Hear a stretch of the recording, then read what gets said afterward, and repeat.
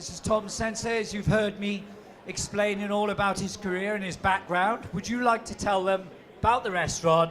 Over you go. Floor is yours. Thank you. So I'm Tom Cenci. I'm the executive chef at Duck and Waffle, which is in Liverpool Street in London.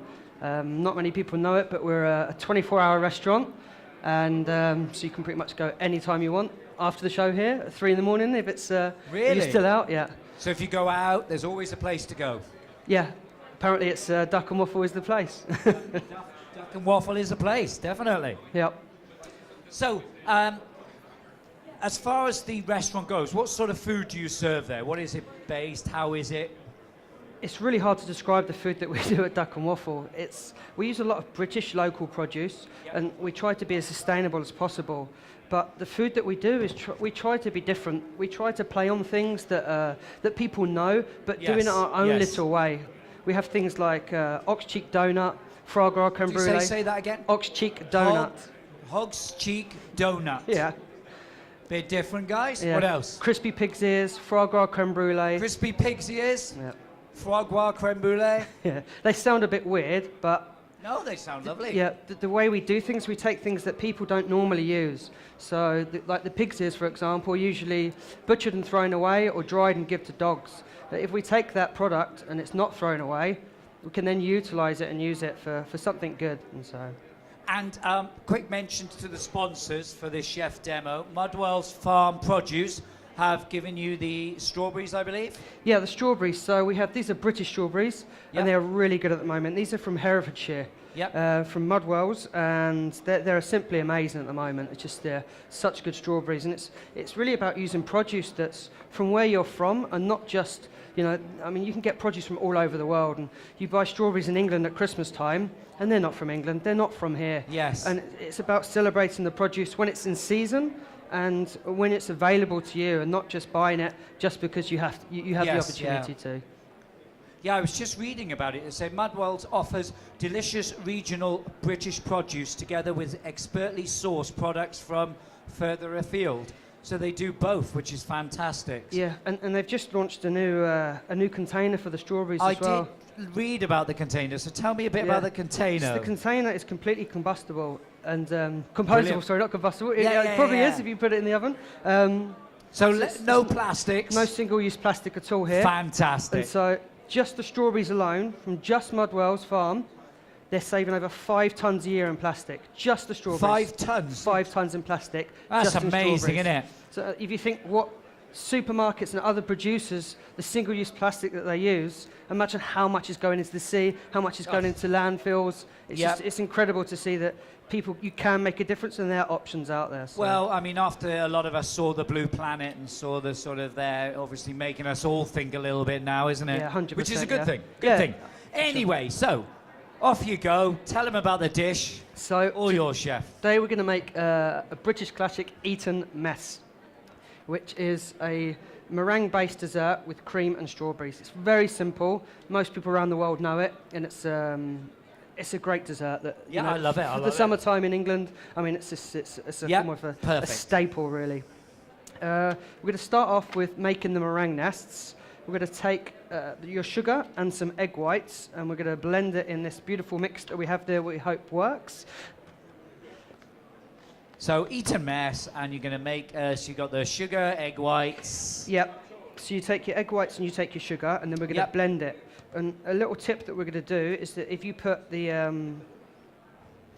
little drops of lemon juice into it, Okay. that works with the protein in the egg whites and helps keep it together. So you have a thicker meringue. Brilliant. Good idea. Good And it idea. stops it over whipping. So We're all for the tips. The tips are yeah, it's the all about brilliant cooking bit. tips. Yeah. So we're just going to take a few egg whites here.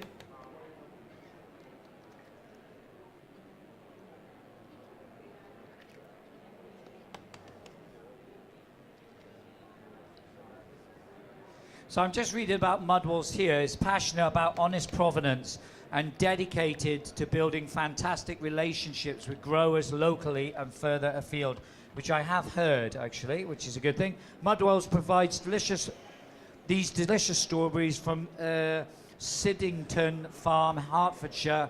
Samples are available at the at the stand behind you. Yeah, Where's I that think then, they're Chef? located just in the entrance. Right we in the have entrance? Yeah, we have some strawberries here that we're going to hand out. Just so you know, Yeah. to get some strawberries and try them because they Yeah. are fantastic. What's nice about Mudwells as well is you got provenance, so you know where the stuff. You can ask Know them where it's coming where's from. it come from. They can tell you what farm, Yeah. who's made it, Yeah. even the name of the farmer. And so I mean that's quite important that you know. And to be quite honest with you, I love these new punnets. Yeah. Because you haven't got that at the bottom where you know where the strawberries leach a bit. It's really good. Very good. Right, so we've All got yours.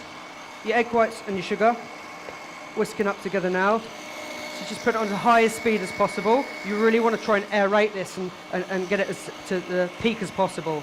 And as you're doing it, just keep dropping little drops of lemon juice. You can use some other acid like a tiny bit of vinegar or citric acid, but lemon's by far the best.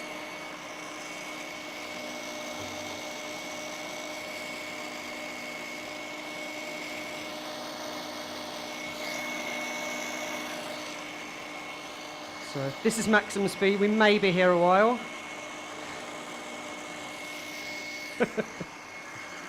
Tell them, what are you up to now then? What's the next thing? So we just opened up a new restaurant in central London in Piccadilly. It's called Duck and Waffle Local. And that's a play on what we do at the Tower. So it's a bit more fast, casual. It's a bit more accessible. At the top of the towers, yeah, we're extremely busy. Some of the waiting lists for a booking can be 2 months. So yeah, it's quite hard to get a table. So we opened up Duck and Waffle Local. It's more fast, casual, and it's more based on walk-ins, so you don't have Yep. to book. Yeah, it's more accessible. Which So is nice. that's the, what do you say, the Duck and Waffle Local? Duck and Waffle Local in Piccadilly, Local. yeah. Okay.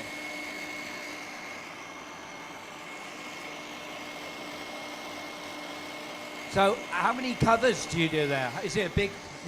I've never been to the Duck and Waffle, but I will now. Yes, so we're 24 hours a day.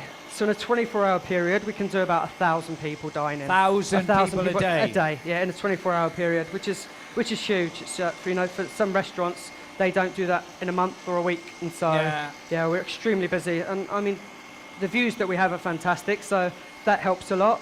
But The views are great. yeah, the views are great. You've got a panoramic view of the whole of London. Yeah, and it's hard to beat. Because of 24 hours, you have the sunrises and the sunsets, and they're just incredible. You see the whole of London. Yeah, it's just it's something quite special.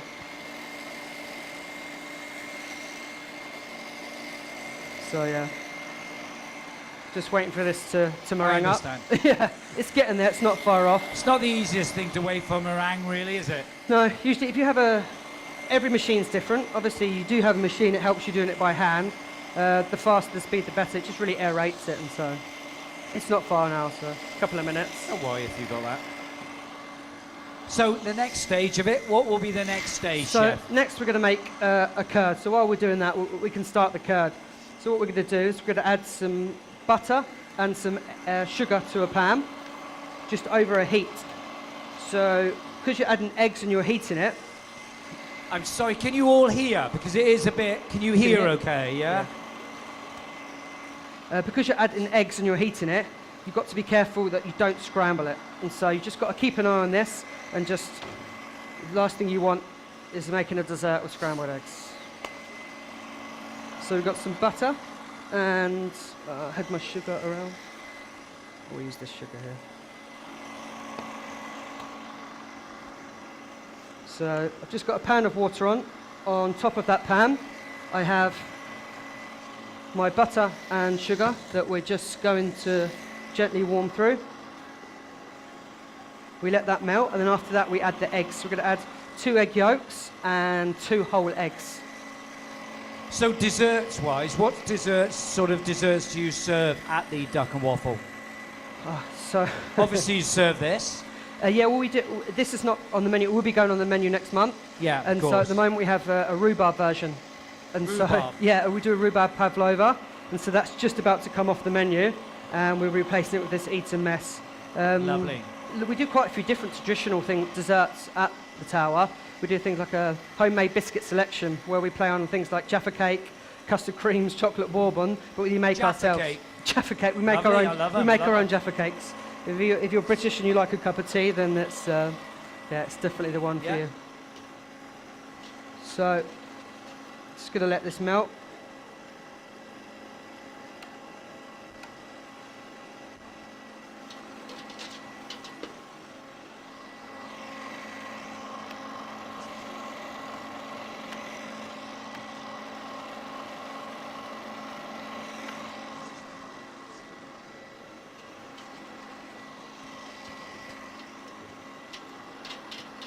So, put it all in, chef. Whisk it all up. Yep, so you want the butter to melt first. Yep. Not far off there. Starting, yeah, chef. it's starting there, it's starting. getting there. Hopefully by the end it will be whipped up. And you got some nice flowers here, I see. Are they also from Mudwalls? Yes, they are. So we've got some edible flowers, which is a bit trendy at the moment, but Yeah. it's about eating everything out there. There's nothing that, there's so many plants, herbs, forage items that you can go out, especially on the British coast, on the Yes. marshes, things like samphire, sea purslane. You can go out there and just pick a lot of your own produce, which is fantastic. So I've got the butter and sugar, which is melted there, and now I'm going to add The eggs. my eggs. That's really important that you don't let this too hot. If you want me to do anything, just say, chef. Just keep an eye on that meringue. Yeah, no worries. So we're just going to whisk it. We want How it. many of you made meringues at home? Have you tried it? Yeah? Yeah. Were they good? A little bit. Fair enough. Yeah. I'm sure you've got faster mixers than this, so A it little might be bit a bit fast. easier. That's all right. Listen, beggars can't be choosers. No, they can't indeed. And so before that, you had to do it by Works hand. well. So then you're just beating the eggs and Yep. the sugar and the lemon. Yep. So I haven't added the lemon yet, actually. So Yeah. what I'm doing is just heating this through, not getting it too hot. And about halfway, just like now, we're going to just squeeze some of the lemon into there. Now, you don't have to make a lemon curd. You can use any citrus fruit. Any citrus fruit? Yeah. Orange, lime.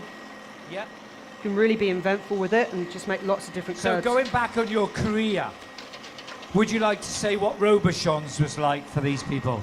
That to was tough. understand. So I was working, I just finished an apprenticeship at Clifton Hotel, and I went to work in London after that. And after a couple of years, I kind of didn't really know what to do, a bit of a crossroads in my career, just wanted a bit more experience. And the kind of in thing then was to go to France, go to somewhere like Paris and get some experience. So I spoke with the chef that I was working for, and I said that, I'd like to go to Paris and I want to work there. So he made a phone call to no other than Joel Robichon, as you do.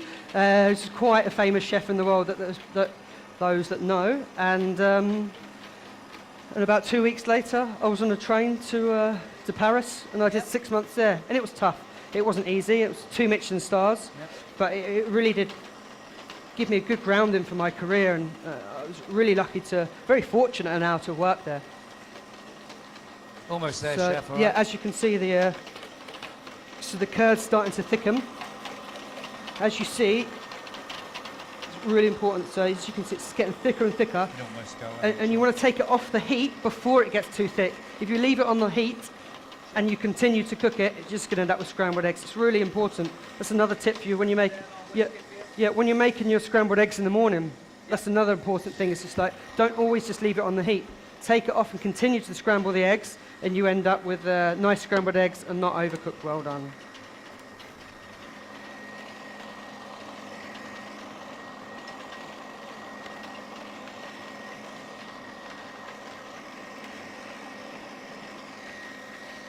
Okay, I think we're almost there. We're going to try with this, but we will see. As Tom was saying earlier, I don't know if you can all hear me, I'm the loud one. As he was saying, what tends to happen is the steam and everything's trapped underneath. So when you see chefs whisking it, all the steam gets released, which then stops the custard or basically this from separating. So when I do that, all the steam will come up and it cools it down quicker. That's why pastry chefs whisk it. Well, they've just got nothing else to do. Yeah, no, typical, eh? Pastry chefs not here. Yeah. So once the lemon curd's made and you've whisked it to get all the steam out, and just to cool it down a little, you can just put that into the fridge. It's something that could be made the day before, which is just, rather than having to run around on the day and trying to make so many different things, something like a curd you can jar up and you can leave in your fridge for a week, and just, so you can get, it's, you know, about preparation and getting yourself ready and ahead. Right, so the meringue I've basically put just into a piping bag, and then I don't have any, but you put a sheet of baking paper onto a tray just so they don't stick. And what we're going to do is just going to make small little nests and pipe round. So I'm just creating the base now. And you can make these as small or as large as you want. So if you wanted to make bigger ones, you just create a bigger base.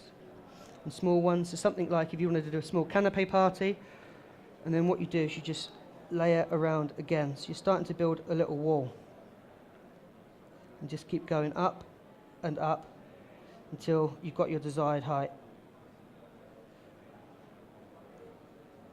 So how long do you cook them for then, chef? So we're going to cook them for about an hour and a half at 120 degrees. So you want quite a low oven. Obviously, I've made some before Blue Peter style, and so we don't all have to wait an hour and a half. But as you can see, you just keep building the nest up, and then when we put this in the oven, it's just going to just dry it out. So you're actually not baking it, you want it to kind of dry out. And so we just take that into the oven. After about an hour, they should be ready. If you wanted to have it a bit softer, you can take it out before, and you can really crisp it up if you wanted to. You could leave it on a low oven, say 60, 70 degrees, and just leave them overnight and come back to it the next day. And so it's something going. Yeah, here's some I've prepared earlier, so we don't have to fully wait.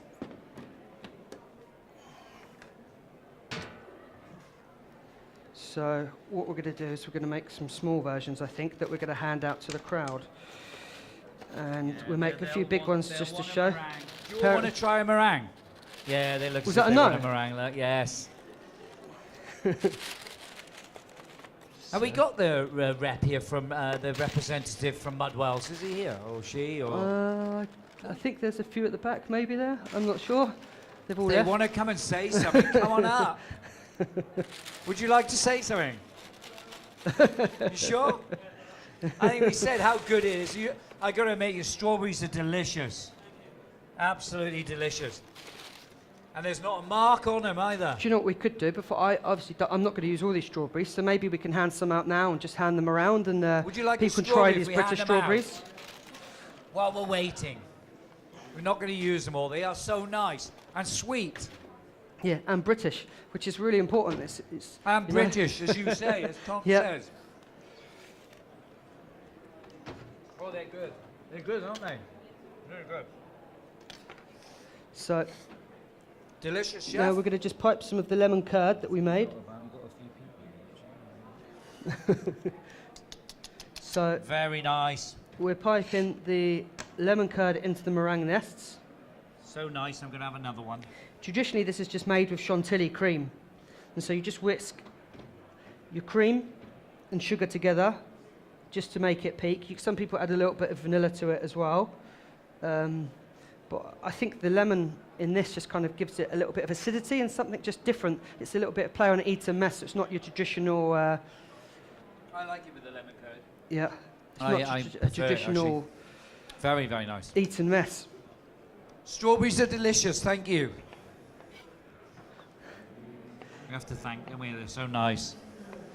So you just cut up your strawberries. You can use other berries too. So if you have things like blueberries, raspberries, gooseberries, Gooseberries, yeah, really can be inventive. It doesn't have to be just a strawberry. It's about trying things to be different and seeing what's out there. You make a lime curd and serve it with some gooseberries. I mean, it's just, you know... Lovely. So when you develop the new recipes, those concepts that you've got, how do you plan them very well in advance? How does it all work? Yeah, we try to plan it as much in advance as possible and just trying to go with the seasons. So we look what's coming into season, we work out what we can utilise and what we can use, especially about speaking to suppliers to make sure that the demand is there and, you know, it's not just we use something and a week later it's off the menu because they can't supply it for whatever reason. Which is fantastic. Yeah, when we're developing ideas, they don't always work out. Sometimes you spend months trying to work on a dish and it just doesn't work.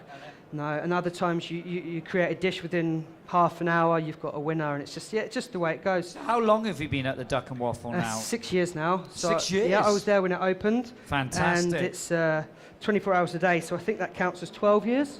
Yeah, But it's pretty much. Yeah, and yeah. It's been an exciting ride. We've got busier and busier, and we're stronger now. We've just opened up a new restaurant. I was going to say, is there any plans to open any more? Yeah, we hope so. We're looking at to go a bit to the Far East, to somewhere like Hong Kong.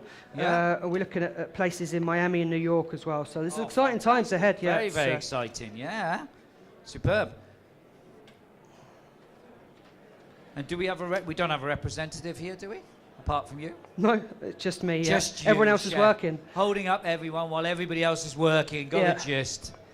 That's okay, though, isn't it? Yeah, it is. It's, I'm looking forward to trying some of your dishes. What were those dishes you do again? Fire away. You do So ox cheek donut. ox cheek donut. Yeah, that's served with. What's the other one? That's served with an apricot jam and a paprika sugar. Apricot jam and paprika sugar. Yes. What's the other one, chef? We've got crispy barbecue pig's ears.